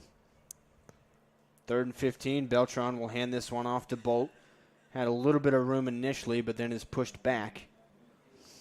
Rogers and Ruiz in on the stop. Sturdivant as well. I think it's a good sign of good defense as well, as when every time I'm talking about who made the tackle, I'm naming at least 2 or 3 guys that are all really able to rally to the football. That doesn't always happen. Yeah, you typically, you'll hear the phrase 11 hats to the football. And what they mean is they want 11 defensive guys over there where the ball carrier's tackled. Because you just never know what's going to happen. Let's say the ball pops out. That means you've got 11 guys right there. You got 11 chances to possibly come up with a fumble and, have something really nice happen. Solis punts it away again, and Drew Thomas will chase this one down. And he picks it up and then just steps out right there at about the 39 or the 40. But to bring Jones back onto offense, well, they lead 35-0. Yeah, they're making Drew run quite a bit. He's running back and forth across the field, running backwards, and then returning them. He's having to run quite a bit tonight. Certainly getting his steps in, No doubt. And then some. I think that would be kind of an interesting thing to see, if a player could wear a Apple Watch or something during a game just to see how many steps goes on during a game, especially a guy like a wide receiver or running back. We even just think about Drew Thomas, who plays a lot of safety. They're always deep, so they've got to come in or they got to go back, so they take enough steps that it is, not to mention that he returns. And him and Hardiman both share that fact, play safety and on the returns. Chapman with a run up the middle this time. Went to the left side with it and picked up a few yards, 3 or 4. Yeah, we were a little messy there up front. Crooked Oak is jumping in what we call a bear front or an oaky front, and essentially teams get in that to try to stop your running game. They cover up every single gap. And so you like to run what we call gap scheme runs or, split zone or something like that to try to get inside of that. Jose Taylor with another run. Picks up a couple of more here near the first down marker. Make it about 3rd and 1, 3rd and 2. And he drug a defender down with him that time to make it 3rd and 1. But, he's listed at 5'4" and 150 pounds, but as you mentioned, he's got some toughness to him.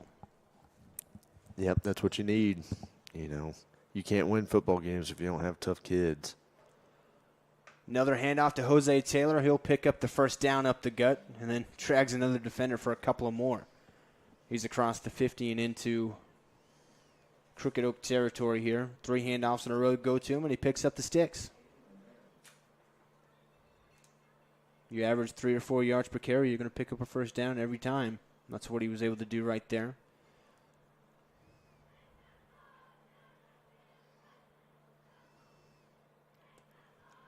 Still in the game behind Hansen. There's two receivers set to each side, one to the left and one to the right here at the bottom of your screen. Now Taylor up to the left hip of Hansen. Hansen will swing it out to Collier.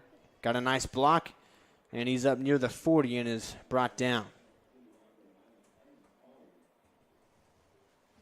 We've seen Collier make a couple of catches now. He's had a few targets.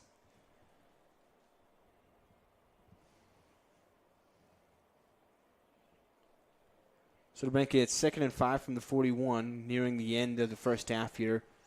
1 minute and 5 seconds left. This clock's still rolling here.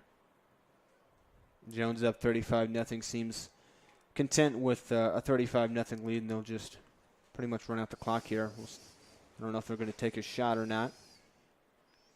Clark across the formation, takes the jet sweep again, trying to get to the outside. He's gonna got the go. edge, and he's got nothing but green grass. Block sealed off by Creighton Jones. Cale Clark with a score. You know, really, I'm going to really brag on Creighton Jones right there.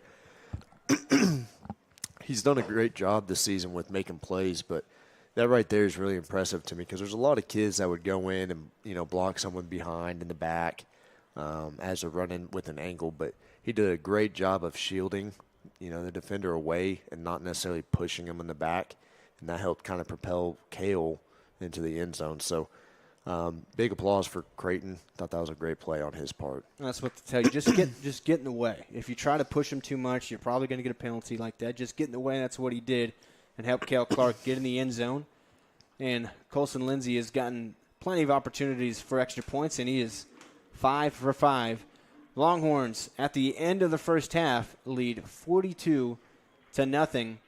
That's last score there. Was able to make it 42-0, and that brings an end to the first half. And that scoring recap for that last drive there brought to you by Jones Nutrition, bringing you the best smoothies and energizing drinks in town. They're proud supporters of Jones Athletics, and they're at 9244 Hiawassee Suite 400. You can check them out on social media or stop in and say hi.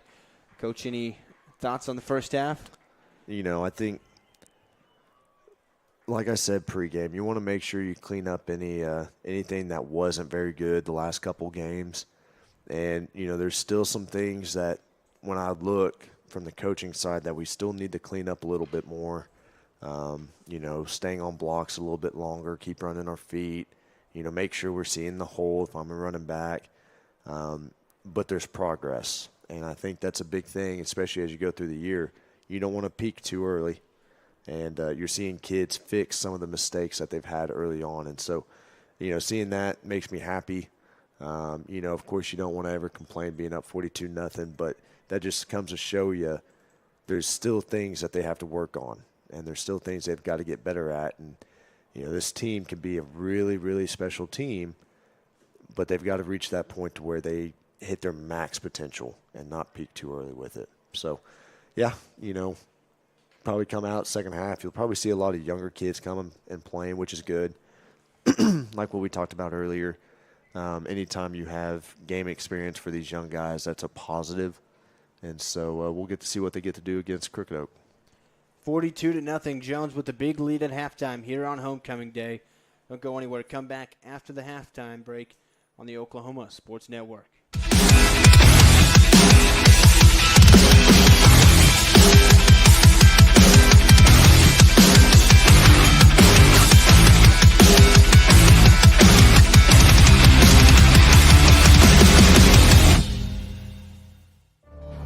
Bank First is uniquely Oklahoman, deeply rooted in over 50 communities statewide. From those roots, our investment in education springs forth, helping to raise the Oklahoma leaders of tomorrow while providing financial strength to the business leaders of today. That's the kind of loyalty that helps entire communities thrive. Bank First, loyal to Oklahoma, loyal to you.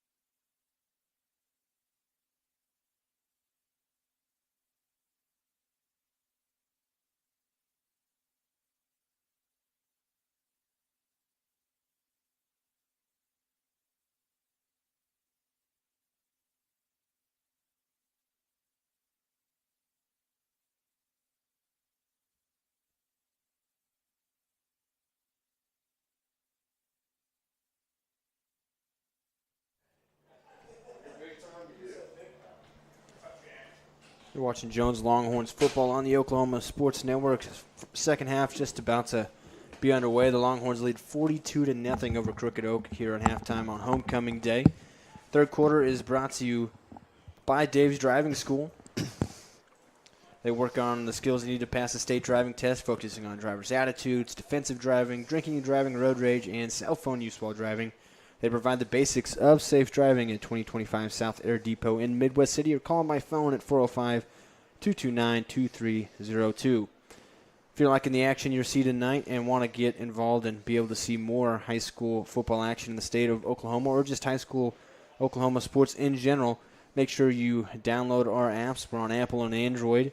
You can just search the Oklahoma Sports Network, free to download, free to watch. We're also on Roku TV, Amazon Fire TV, and Apple TV. You can find us on YouTube as well, on Facebook, Instagram, TikTok, X, anywhere that you live in social media and streaming viewing, we are there. So just search for the Oklahoma Sports Network, free to download, free to watch. We've got now 13 schools in the network as we had Bethany join the network last week. So that makes 13. Jones was the 12th edition to start this season. So plenty of Oklahoma high school sports action year-round. Obviously, the heart of it, though, is football season. We're in the heart of football season right now. We're in early October. It's homecoming day, and it's been a great one for the Longhorns as they lead 42-0, and they are set to receive the second half kickoff. Looks like it'll be Andrew Solis, who's done all but one of the punts for Crooked Oak. He will do the kickoff duties here. Be interesting to see who all gets involved for Jones here in this second half with a big lead, trying to get guys some experience. Looks like that's Evan Collier back to try to return this one, but instead it's a bit of a squib into the middle of the field, and that's Tripp Rogers, who plays some running back on his own, trying to get outside. He takes a hit, and he'll be brought down around the 35 to 36-yard line.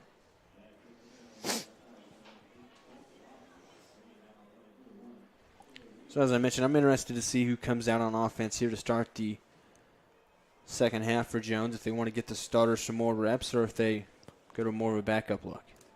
Yeah, I think, right now I think we're going to look, and kind of see more backups, and which is good. It's one of those things, you're up 42-0, you don't necessarily want your older guys in there taking any more unnecessary hits than what they need to. It's Cash Marinko, number 15 at quarterback. He's got a touchdown pass this season. Has some good arm talent. Jose Taylor is running back, but he flips this one outside to Evan Collier, who's got tons of space. He's across the 50, across the 40. Look at the speed to the 20.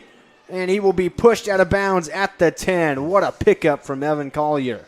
Yeah, good throw and catch. Like we said earlier, they're giving you quite a bit of room in the back end. They're playing about 10 yards off at the safety position. Corner's playing about 6, and so, quick little bubble right there, and number two receiver's able to get upfield and go score off of it, or get close to scoring off of it. Purvis is out there. He's got a touchdown catch already today, along with Collier and Montemayor, and it looks like that's Wyatt Ellison over there at tight end. Marinko.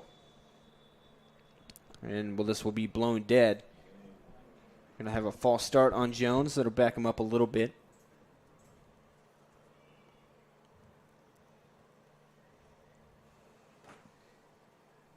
Ball will be placed about at the 18-yard line. So it'll be 1st and 15, but still in the red zone here for the Longhorns. Taylor behind Cash Marinko. Taylor will get the handoff, cuts it back to the inside. Nice run from Jose Taylor. Got that one back inside the 10. Looking at what Crooked Oak's doing is, they're playing man coverage, and whenever you get in a trip set, their walked-up linebackers now has to scoot out and play over the number 3 receiver, and so they're leaving you a soft edge. So, you may see Jones try to take that into account here in a little bit, maybe run to the trip side.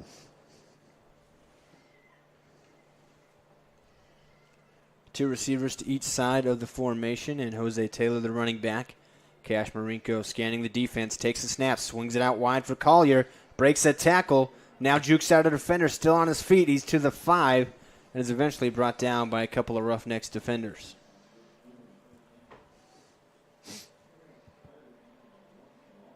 the DB for Crooked Oak, was able to get his hands on Collier even with that block out there by Montemayor, but Collier able to shrug it off and pick up yardage.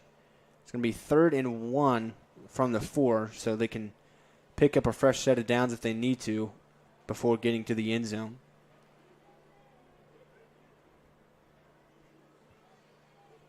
Same formation here as the last play.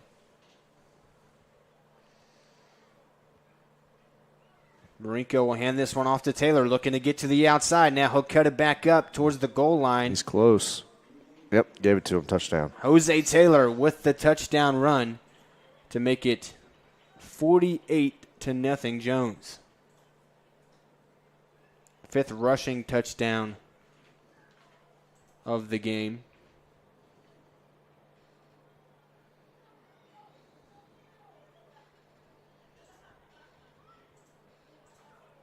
And Kelsey and Lindsay has gotten plenty of practice with the PATs. Low snap, but still able to get this one up and away, and it is good. 49-0 Jones. Still perfect on touchdown drives. As the clock continues to roll here in the second half, we'll be back on the Oklahoma Sports Network.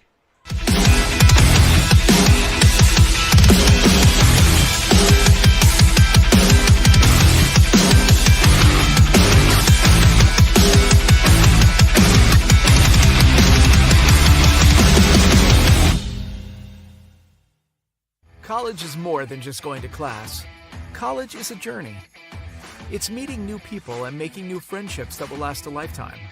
It's learning from professors who care about you and your success. And finding out it can be really fun and rewarding. It's discovering that thing you want to do for the rest of your life. Cameron University is all about helping you grow and succeed. Because your success is our success.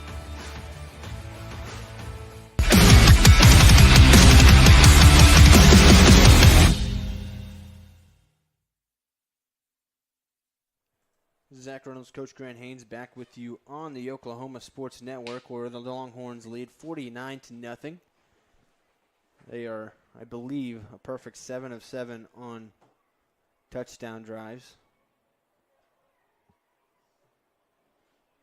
And the clock is rolling here in the second half. And again, you know, we want to give credit to Crooked Oak. I mean, they've only got 17 players that pretty much all have to play both ways, and they're out here competing, doing what they can.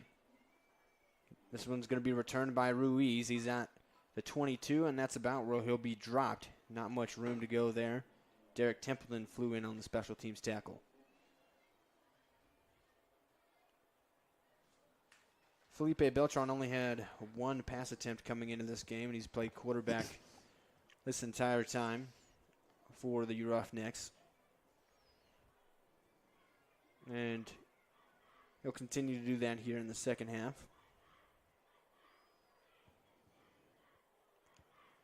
See if they go more pass heavy here in the second half, or just try to stick with what's been what they've done most of the season. No, I don't really see them changing anything. I think they're going to try to get better at what they do and try to do what they do here this second half. Fakes the handoff to Bolt. Beltran will keep it himself. Tried to cut it back up to the middle, but didn't have much room. Maybe got back to the line of scrimmage, but nothing more. Look at that. I see Jose Taylor down in there. He's playing linebacker right now for the Longhorns. And, you see that build again, 5'4", 150, but the way he plays football, he'll deliver a big hit, I'm sure of it. Oh, he comes downhill no matter what. Like I said, extremely physical football player. You wouldn't believe it by looking at him, but, man, he plays so hard. Pitch to the outside to Bolt. He'll try to cut it back up the middle. Able to pick up a couple of yards. Better bring up another 3rd and long.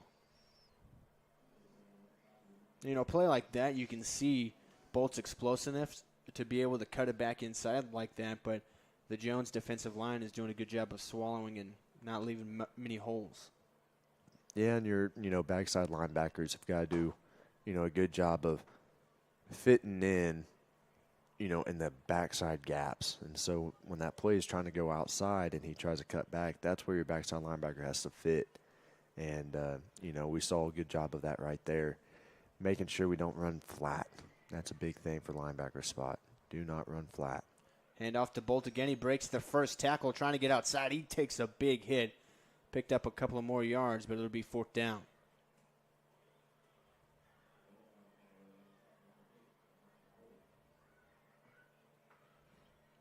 Be 4th and 5 here.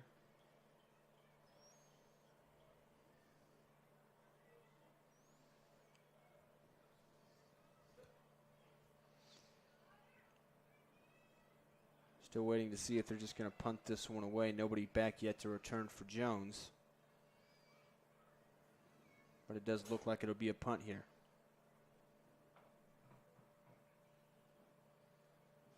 And now they move it up into shotgun formation. Beltran's going to let this one air out, looking for Ruiz, and he's got the catch at the 50. That was a push off. And he drags a couple of Longhorns defenders across the 45. So interestingly enough, Jorge Ruiz is the guy that's played quarterback most of the season for the Roughnecks, but he's been playing receiver today, and he made a big catch there to pick up the most yardage that the Roughnecks have all game. And with the defensive back, what you don't want is any separation from a receiver. And if you have a little bit of separation, it kind of allows them to maybe give a little bit of a push off or use their forearm to get separation. You got to close that down to where that doesn't happen. A pitch to Bolt here, and now he'll throw it downfield, but the pass was just a little too high, intended for Andrew Solis. Yeah, Crooked Oak showing some little bit of creativity here 2 plays in a row. I like it. Bolt's got an arm on him. That had some zip on it, just a little too tall for Solis. It'll be 2nd and 10. They are into Jones territory. It's the second time they've been in Jones territory. They were in Jones' side of the field on the first possession after they were going to punt it away, and then it was Beltran who punted it, and he got lit up at the end of that. Gave them a free 1st down into Jones territory. Another pitch outside to Bolt. Now he's making some guys miss. Breaks a tackle. Jukes outside, looking for a 1st down, spinning around. It's going to take a whole bunch of Longhorns to push him outside. You see the explosiveness there. Yeah, man. I mean, we had an edge set right there, and he stopped on a dime and was able to cut back up inside. Didn't have great pursuit from the inside, but we had just a little bit and was able to kind of corral him there at the sideline for about a 6-yard gain. Going to make it 3rd and 4 from the Longhorns' 38-yard line. Bolt back there as the running back again with the quarterback Felipe Beltran. Beltran looking to pass this time, looking for Ruiz again, and that one is going to be incomplete. That was Colson Lindsey in coverage, and he was right there every step of the way with Jorge Ruiz.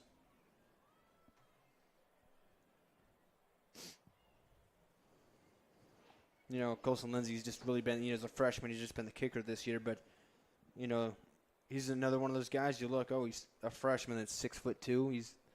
He's going to be a playmaker, but he's doing what he's asked to this year, which is mostly just kicking, and I'm glad to see him get some time on defense here in this game. Oh, yeah, really athletic family. Colson shows that really well. Did a really nice job in junior high playing quarterback and some cornerback for us. And, when you talk to Colson, he's very sharp. He has a high IQ when it comes to football and in life in general. And so, seeing him out there is good. As you saw a second ago, he was in phase really well. Tried to high point a ball, and receiver, don't want to say interfered with him, but definitely disrupted the interception. So Felipe Beltran had a QB keeper there, and he was able to pick up a 1st down, and that'll end the 3rd quarter. So it'll be Roughnecks ball when we come back on the Oklahoma Sports Network.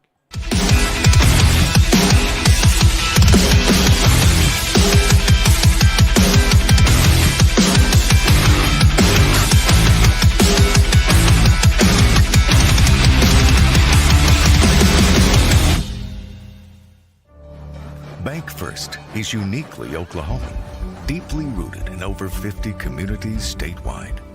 From those roots, our investment in education springs forth.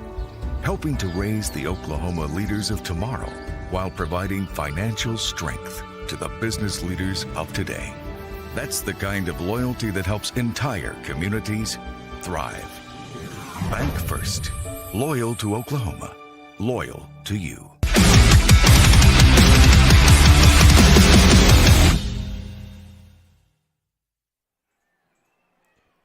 Watching Jones Longhorns football on the Oklahoma Sports Network.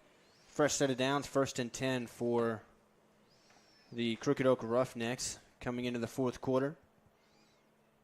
After a QB run from Beltran, picked up the sticks. Here he hands it off to Bull. He has nowhere to go. Pushed back by the Longhorns defensive line. Rogers and Ellison in there. Yep. Did a nice job meeting them in the hole. And, that's something that, you look at Crooked Oak's running backs, they don't stop on contact. They do a nice job of, still trying to run their feet and whatnot. And, I applaud our linebackers for coming in there and not stopping their feet neither. They've been able to fit in and run their feet and push him back instead of getting driven back. Lost a yard on the play. It's 2nd and 11. It's a pitch outside here. Breaks the first tackle, but will be dropped down. Nice. Right back at the line of scrimmage. Rogers had that first contact. He broke away from that, but it got cleaned up by the Longhorns. Yeah, as you can tell, Rogers is extremely disruptive. He comes in 100 miles an hour. I'd like for him to have his feet a little bit more underneath him to, fit near shoulder, near leg.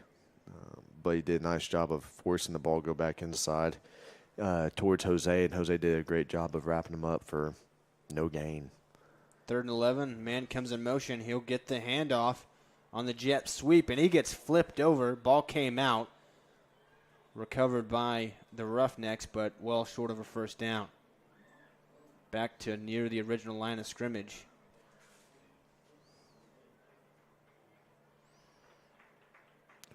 Well, that hurts right there. Looks like he took a helmet right to the shin.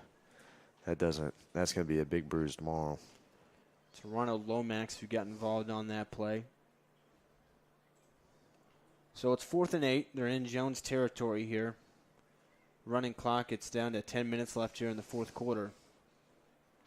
I'm sure they'll go for this here. No reason really not to. Play clock down to 5 seconds. Doesn't look like the Roughnecks are set.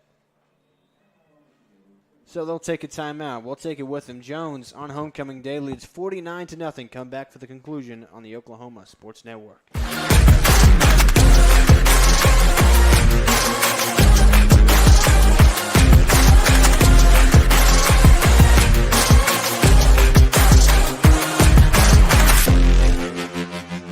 College is more than just going to class. College is a journey. It's meeting new people and making new friendships that will last a lifetime. It's learning from professors who care about you and your success. And finding out it can be really fun and rewarding. It's discovering that thing you want to do for the rest of your life. Cameron University is all about helping you grow and succeed. Because your success is our success.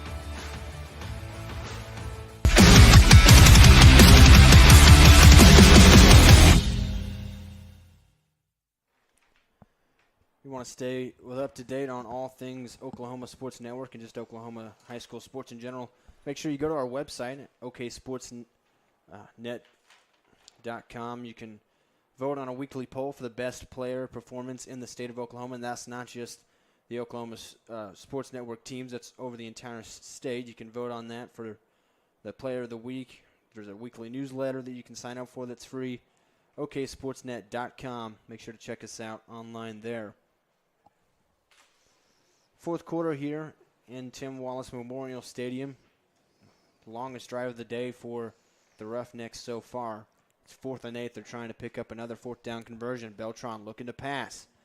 Airs this one out into double coverage, and that one's knocked down by Colson Lindsay, playing a nice DB again. The Longhorns will take over on downs. The clock will continue to run.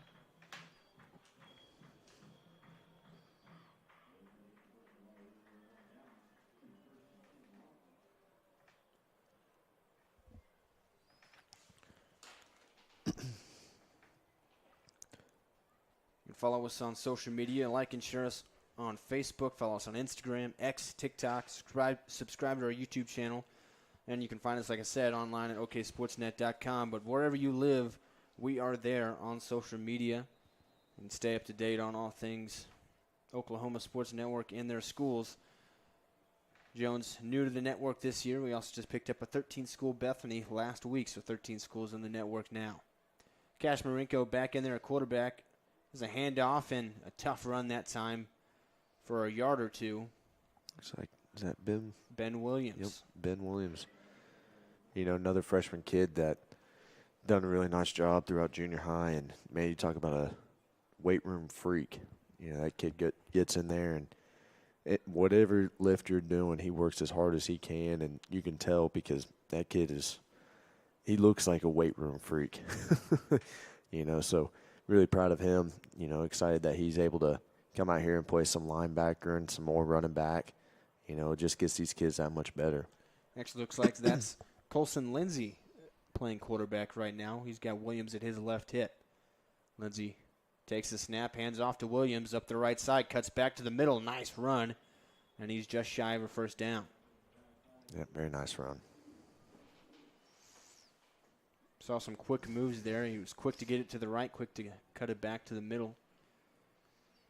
And actually, he was able to pick up the first down. So that moves the chains. 7:35 left here in this game. Jones hurries up to the line.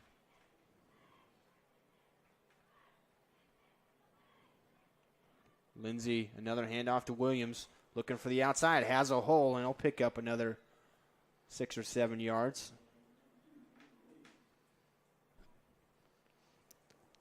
A couple nice runs in a row for Ben Williams. And what I'm seeing on these runs is acceleration. He gets that ball, and very quickly he's 6 yards down the field. Yeah, he doesn't tiptoe. He he gets it and he runs, which is what you want. You know, you don't want to run a back who tiptoes to the line of scrimmage or is slow to the line of scrimmage. He gets it and he accelerates, and he's able to find a gap. He'll take another handoff up the middle. He's got another first down. And some more. Picked up a couple yards after the first down as well. You know, one thing that I really enjoy watching, you know, when you see a kid like Ben and a kid like Jose playing running back, is they don't run straight up and down, you know, to where they get a bunch of hits to their legs. You know, they lower their pad level. You know, they don't allow themselves to take any unnecessary hits or using their shoulder pads, using their vision, doing a really nice job. Cade Templeton now in at quarterback, and he'll hand this one off. And now you're seeing the fight. They're dragging a couple of defenders across the 40. Seeing the speed and acceleration and saw the power that time. And, you know, really that's all you want to see, you know, these freshmen playing a game like this. Get them reps and just see what they can do and know what you have in the future. And right now I'm liking what I see from Ben Williams. No doubt. As I mentioned on that last play, Cade Templeton had switched in at quarterback, so they're trying to get guys, multiple guys, looks at seeing the defense and using their cadence, but for the most part, they're just handing off here. Templeton hands off to Williams again, and he will get it up to about the 42, 43-yard line. Clock rolls under 5 minutes and 20 seconds left here. 49-0 lead for the Longhorns. Homecoming day here. Cruz Cranford named the homecoming king before the game.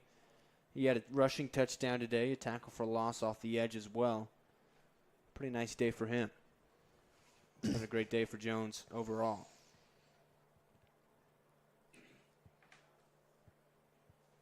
Another handoff for Williams. Breaks the first tackle, pushes forward for another first down. Now Jose Taylor will come back into the game. Nice work from Ben Williams. He'll get a rest. Switching some guys in at offensive line as well. Aiden Green getting into the game. He'll fit in there at left guard.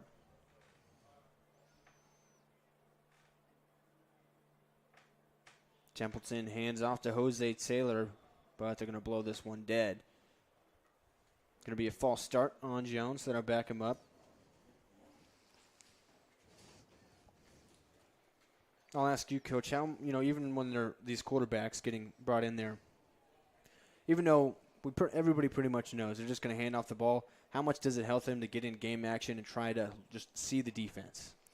Well, when you look at, your junior varsity, your freshman games, your junior high games, each year the game speeds up, and so when you're in junior high, you're reading whether it's a defensive end or a linebacker, and, the read is very slow, right? And so it's a lot easier for them to process. Then by the time they get in high school and they're getting JV reps, it starts to speed up a little bit. And then when you get in varsity reps, it speeds up tremendously. There's a big gap, in my opinion, between the JV speed and the varsity speed for the quarterback. And so I think it's important right now, especially with our young guys, that they're just seeing the speed level of it. Whether you're running counter read or you're running zone read or, some teams run power read, whatever it is, as long as you're getting them to see it and understand it, that's what matters. Okay, now they've got to go out there and execute it. Like what we've said before, the standard doesn't drop, when you have young guys in there. And so you still want them to be able to make the right read. But at this moment, you're a little bit more patient, right? Because you understand that this is still going really fast for them. Colson Lindsay back in on 3rd and 11. He'll hand off to Jose Taylor. Picks up a couple of yards. 1 yard past the original line of scrimmage. That'll bring up 4th down. Clock now at 2:25 left in this one. They'll continue to let it run. Ben Williams checks back in. And, we talked about game speed for quarterback, but regardless, even if you have, let's just say a, freshman or sophomore kid that's playing and he's not playing quarterback, but the next year he is playing quarterback. That's kind of like what we're seeing here with Asen, right? The last couple of years he's played running back, he's played some receiver. And so when he has gotten quarterback reps, it hasn't been just a whole new experience for him. Granted, he knows how to play quarterback, but when that speed is going, it's not a shock for him. He's able to go out there and execute just like how he would at those other positions. And so I think just having those game reps, like what you've said before, game reps is what matters. It's not practice reps are great. You see stuff, but when you're in a game, that's where you really get to see how well and how much you know. False start, backed it up to 4th and 14. Handoff for Ben Williams. Carries some defenders across the 30. Won't have enough for a 1st down, but another nice run that you like to see nonetheless, and that'll turn it over on downs. But the clock now will tick down to about a minute left. Yeah, I think it was, every one of those plays was consistent. I don't think they varied very much on it. And, you give a bunch of credit to Ben Williams on that, and Jose Taylor and offensive line did a nice job of getting some good yardage. Only thing that, like what we've said before, the only thing that brings you back is going to be penalties. And so, with those young guys, we gotta clean that up a little bit. Beltran will look to air this one down the field and overshoots his intended target. That was Jorge Ruiz. And coverage that time looked like Mars Morales. I believe that's number 30 out there.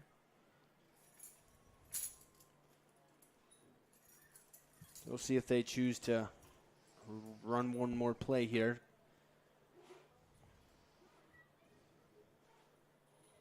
Clock now down to 10 seconds.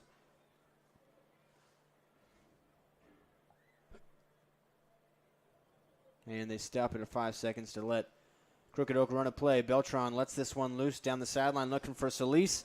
Incomplete. And the Jones Longhorns have a shutout victory on homecoming day, 49-0 over Crooked Oak. Yep, good win. Like I said, games next couple weeks get a lot tougher. But this was good, great for the homecoming festivities. Like you said, great to get a shutout. I thought we were a little bit cleaner, but, hey, give a ton of credit, a ton of respect to Crooked Oak. Like what we said before, 17 kids, having those kids come out and play is not easy, and so we applaud them, wish them the best of luck the rest of the season, and I'm a Crooked Oak fan after watching them tonight. Yeah, a lot of heart out there, certainly. And having to deal with it, playing both sides of the ball. But just going out there and doing what they can. But the Longhorns, with the big-time victory, 49-0, they bounced back after a rough loss last week against Millwood. They're now 2-1 in district play. They go on the road the next 2 weeks at Chisholm and then at Mount St. Mary. We will have those games for you on the Oklahoma Sports Network as well as the rest and all of the Jones season. We'll have that for you. Remember, you can download our apps on Apple or Android, on Amazon Fire TV, Roku TV, Apple TV.